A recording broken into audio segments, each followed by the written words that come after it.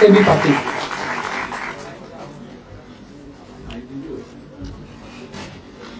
বিসমিল্লাহির রহমানির রহিম। প্রিয় আয়োজকবৃন্দ, উপস্থিতি, আসসালামু আলাইকুম। তিনটা টপিক দিয়েছে, তো এটা নিয়ে কথা বলতে বলতে মানে চিন্তা করতে করতে গুলবাহারের কথা মনে পড়লো আর কি, যে তাকে সবাই পেতে চায় কিন্তু আসলে কেউ পায় না। সে শুধু উড়ে উড়ে চলে যাচ্ছে আর কি। কোন টপিক দিয়ে শুরু করবো আর কোন জায়গায় শেষ করবো আর কি। প্রথমত হচ্ছে যে আজকে তো এখন এই মুহূর্তটাতে 24-এর গণ অভ্যুত্থানের বার্ষিকী চলছে। গত বছর এই সময়টাতে আমরা বিভিন্ন জায়গা থেকে বিভিন্ন ফর্মে রাস্তায় ছিলাম, আন্দোলন সংগ্রাম করেছি। তো যারা রাস্তায় ছিলারা সমর্থন করেছো এবং যারা জীবন দিয়ে চলে গেছে তাদের জন্য তো আজকে আয়োজন। আসলে 1400 শহীদকে সামনে রেখেই তো নতুন বাংলাদেশের স্বপ্ন আমরা দেখছি। তো তাদেরকে শ্রদ্ধার সাথে স্মরণ করছি, মাইলস্টোনের শহীদ যারা হয়েছেন তাদেরকে স্মরণ করছি। আমাদের দলের ফ্রেমওয়ার্কে দুইটা প্রিন্সিপাল পজিশন আমরা নিয়েছি। তার ভিতর একটা হচ্ছে পরিবেশ আর একটা হচ্ছে মানবাধিকার। এই দুইটা হচ্ছে আমাদের দলের প্রিন্সিপাল পজিশন, যে এই দুইটাকে কেন্দ্র করে হচ্ছে আমার দল, আমার রাজনীতি, আমার দায় এবং দরদের যে বাংলাদেশ দুই, সেটার জন্য আমরা কাজ করব। ইতিমধ্যে আমরা পরিবেশের সেগমেন্টেশন গুলো ভাগ করা, যে কি কি বিষয় আমাদের জনগণকে ভোগান্তি দিচ্ছে, কষ্ট দিচ্ছে। তার ভিতরে যেমন ধরো বায়ু দূষণ আছে। ঢাকা শহর পৃথিবীর সবচেয়ে দূষিত শহরের মধ্যে গোল্ড মেডেল হয়, কখনো কখনো ব্রোঞ্জ, কখনো সিলভার পায় প্রতিদিন প্রিটি মাচ। এরপরে হচ্ছে যে আমাদের নদী দূষণ আছে, পানি দূষণ, আমাদের গ্রাউন্ড ওয়াটার, সারফেস ওয়াটার সবকিছু প্রিটি মাচ পলিউটেড হয়ে গেছে। আমাদের আর্সেনিকের প্রবলেম আছে, প্রায় 23-24টা জেলাতে সিভিয়ার প্রবলেম আছে। আমাদের লবণাক্ততা বেড়ে যাচ্ছে, উপকূলীয় অঞ্চলগুলোতে খাওয়ার পানি এবং জমি চাষ করার একটা সংকট তৈরি হয়েছে। বৃষ্টি এবং শুষ্কতার মৌসুমের যে ভারসাম্য থাকা দরকার ছিল সেটা ক্রমান্বয়ে নষ্ট হয়ে যাচ্ছে এবং আমরা প্রায়ই দেখতে পাচ্ছি যে অক্টোবর নভেম্বরে গিয়েও বন্যা হচ্ছে এখন, যেটা আমাদের ওয়েদার প্যাটার্নের সাথে যাচ্ছে না। সো ক্লাইমেট যে রিয়েলি উল্টাপাল্টা হয়ে গেছে, এইটা আমরা ফিজিক্যালি দেখতে পাচ্ছি আর কি, বোধ করছি। তো সেই বাস্তবতায় আসলে শুরুটা কোথায় হবে, কোন জায়গা থেকে আসলে শুরু করব? রেজওয়ানা আপাতত ক্রুসেইড ঘোষণা করেছেন বহু বছর থেকে। এখন উনি commander in chief of the crusades, climate crusade, যেটা বাংলাদেশে চলছে। এবং বোঝা যাচ্ছে যে আসলে কত পেইনফুল জব, ব্যুরোক্রেসি থেকে শুরু করে গ্রাসরুট পর্যন্ত এইটার পক্ষে সাপোর্ট মোবিলাইজ করা, এবং এই যে ক্লায়েন্ট প্যাট্রন পলিটিক্সের যে নেক্সাস প্রত্যেকটা জায়গাতে আমাদেরকে কিভাবে আটকে দিয়েছে সেটা বোধ করা যাচ্ছে আর কি। তো সেই বাস্তবতায় আমি তিনটা আসলে সিকিউরিটি শব্দ দিয়ে বলা হচ্ছে, এটা আসলে এখন সভরেন্টির প্রশ্নে চলে গেছে। ফুড, ওয়াটার, এগুলো এখন আসলে নিরাপত্তার জায়গাতে না। নিরাপত্তার আলোচনাটা ছিল 80-র দশকে, এটা এখন সভরেন্টি কোশ্চেন হয়ে গেছে। কেন? এখান থেকে কয়েকজন তরুণ বারবার বলছিল যে নোয়াখালীর বন্যার ব্যাপারে বারবার বলছে। নোয়াখালীর বন্যা কি নোয়াখালীর মানুষরা বাঁধিয়েছে?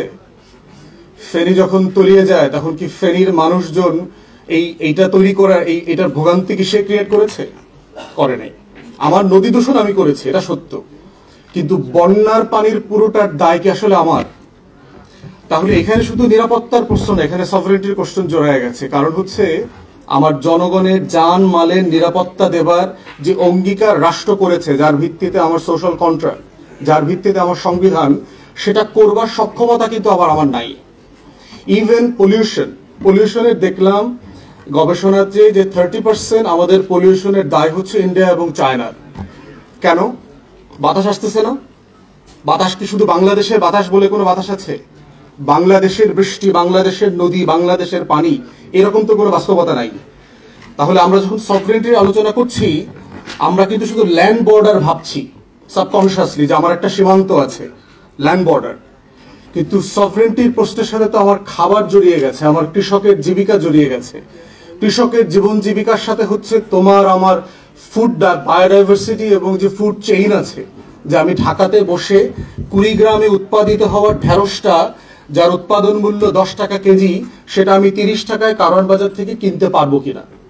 এই পুরো চেইনটা কিন্তু একটা সিকিউরিটির কোশ্চেন। তাহলে যেই কৃষকের বাস হচ্ছে কুড়িগ্রামে, যার জমিটা তলিয়ে যাচ্ছে ভারত থেকে, উজান থেকে আসা পানিতে, তার নিরাপত্তা বিঘ্নিত হওয়া মানে কি তোমার আমার খাদ্য নিরাপত্তা কম্প্রোমাইজড হয়ে যাচ্ছে না, চ্যালেঞ্জের মুখে পড়ে গেছে না? তাহলে প্রশ্নটা কিন্তু নিরাপত্তার কোশ্চেন না, it's a question of sovereignty now. এবং এই যে মানে ক্রস বর্ডার সভরেন্টি কিভাবে ন্যাশনাল সভরেন্টিকে কম্প্রোমাইজ করছে, এটা কিন্তু একটা হিউজ ডিবেট এখন। পানির জন্য যুদ্ধ, ইথিওপিয়া, মিশর, নীল নদী নিয়ে এখন যুদ্ধ করার মতো অবস্থায় আর কি। যে কোনো সময় একটা যুদ্ধ বেজে যেতে পারে। পৃথিবীর বিভিন্ন দেশে আছে নদী নিয়ে যুদ্ধের প্রশ্ন আছে। আমেরিকার সাথে মেক্সিকো এবং দক্ষিণ আমেরিকার সিরিয়াস কনসার্ন আছে এখানে।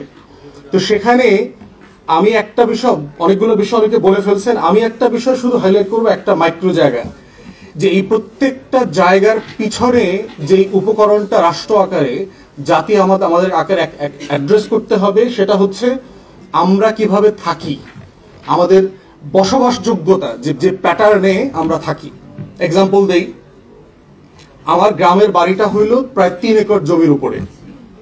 তোমরা যারা গ্রামের বাড়িতে যাও দেখবে তোমাদের সবার এরকম একটা বড় বড় মানে 1, 2, 3 একর নিয়ে একটা বাড়ি আছে। এই বাড়িটাতে 4-5টা ঘর থাকে। আমার বাড়িতে 5টা ঘর আছে।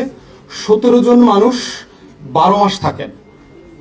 ঈদের 2টা ছুটিতে এই সংখ্যাটা 17 থেকে 35-এ যায়, 40-এ যায়, আমরা সবাই বেড়াতে যাই, এরকম একটা অবস্থা। এখন প্র্যাকটিক্যালি চিন্তা করে দেখো যে 17 জন মানুষের থাকবার জন্য কি 3 একর জমি দরকার?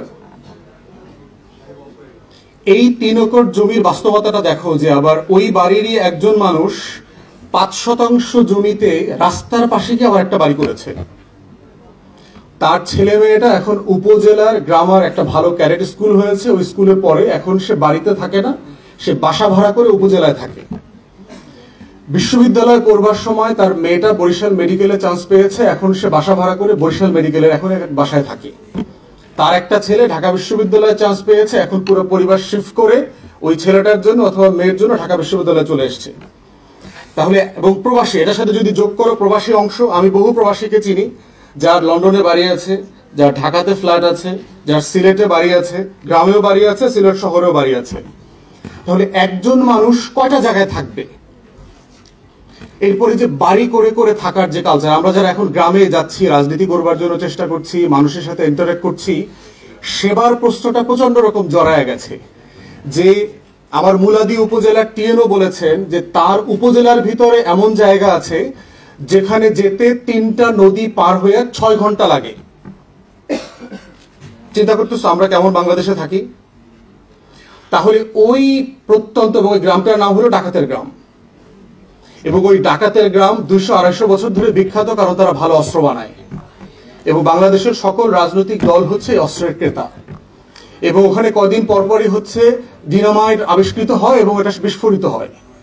কারণ হচ্ছে যে কোন বাড়ি কোথায় অস্ত্র লুকায় রাখছে ওইটা ভুলে গেছে। যখন রোদ বাড়ে, বৃষ্টি বাড়ে, বন্যা হয়, ওই অস্ত্র তখন আলটিমেটলি বিস্ফোরিত হয়। বিস্ফোরিত হওয়ার পরে টিএনওকে 30 জনের ফোর্স নিয়ে সেই ডাকাতের গ্রামে যেতে হয়। তাহলে এখন ওই গ্রামে যে মাটা প্রসূতি মা, সেই মাটাকে রাষ্ট্র সেবা কিভাবে দেবে?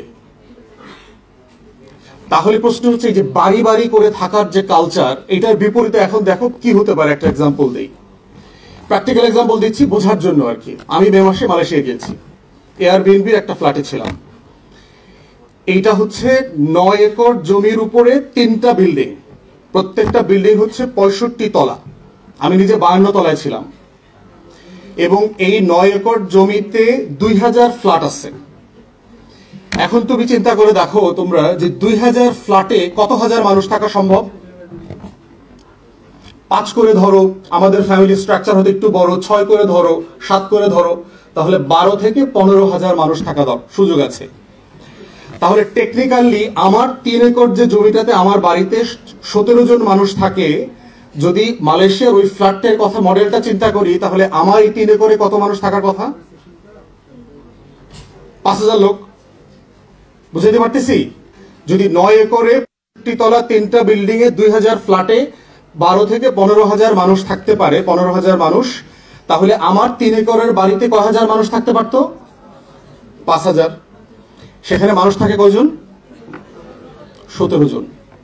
প্র্যাকটিক্যালি যদি আমরা সবাই এই বাড়ি বাড়ি করে গ্রামের মডেলে থাকি, তোমার ল্যান্ড, চাষযোগ্য ল্যান্ড, তোমার সারফেস ওয়াটার অ্যাজিউম করবার জন্য, নেবার জন্য যে মাটিটা দরকার, বৃষ্টির পানিটা মাটির নিচে যাইতে হবে না, সেটা যাওয়ার মতো কোনো জমি কি আগামী 20, 30, 50 বছর পরে থাকবে?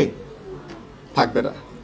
তাহলে আমার থাকার মডেলটা চেঞ্জ করতে হবে। তা না হলে হচ্ছে তোমার ফুড সেফটির কথা তুমি বলছো, ক্লাইমেট সেফটির কথা বলছো, তোমার টোটাল সেফটি নেট কম্প্রোমাইজড হয়ে যাবে।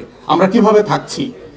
তাই আমি সিরিয়াসলি ভাবতেছি, এবং আমাদের প্রতি বছর রেশিও বলছে যে 1 to 2% করে অ্যারেবল ল্যান্ড, মানে আবাদযোগ্য জমি কমে যাচ্ছে প্রতি বছর 1 থেকে 2%। কিন্তু আমার পপুলেশন আবার বাড়ছে। পপুলেশন যে বাড়ছে সেটা আবার রাষ্ট্র স্বীকার করে না, সে মিথ্যাচার করছে। সে বলছে আমার লোক নাকি 17 কোটি। প্র্যাকটিক্যাল না, আমার লোক মিনিমাম 20 থেকে 22 কোটি হইতে হবে। আমার টিকা দেওয়ার হার, আমার স্কুলের যে মানে এনরোলমেন্ট, আমার ম্যাট্রিক পরীক্ষা, ইন্টার পরীক্ষার হার, ড্রপ আউট, সবকিছু মিলায় আমার ভোটার, আমার জন্মহার, এই প্রত্যেকটার সাথে কোনোটার সাথে মিলছে না। তাহলে আমার জনসংখ্যা যদি 22 থেকে 25 কোটি হয়, আগামী 20-30 বছর পরে সিমিলার গ্রাফ যদি থাকে, তাহলে কি হবে? কোথায় যাবে? আমাকে আসলে থাকার মতো কোনো গ্রাম থাকবে কিনা, কোনো বাড়ি থাকবে কিনা, কোনো জমি থাকবে কিনা, বৃষ্টির পানি সাক করতে পারবে সেরকম জায়গা থাকবে কিনা, বন্যা যেন না হয় সেটার জন্য আমি সাফিসিয়েন্ট ক্যানেল করতে পারবো কিনা। তাহলে এই প্রত্যেকটা মডেলের জন্য হচ্ছে আমরা কিভাবে থাকি, এই থাকার ফেনোমেনাটা চেঞ্জ করতে হবে। আমাদের ভার্টিক্যাল ভিলেজে যাইতে হবে, আমাদের টাউন হল মডেলে আসতে হবে, যেটা ইউরোপ আমেরিকাতে আসছে, যে আমাকে 50,000 লোকের একটা লোকাল বারা কাউন্সিল ইউনিট করতে হবে। সেখানে 50,000 লোক করার জন্য আমার কতটুকু জমি দরকার? 9 একরে 15,000 মানুষ থাকে, তাহলে 50,000-এর জন্য আমার কত একর জমি দরকার?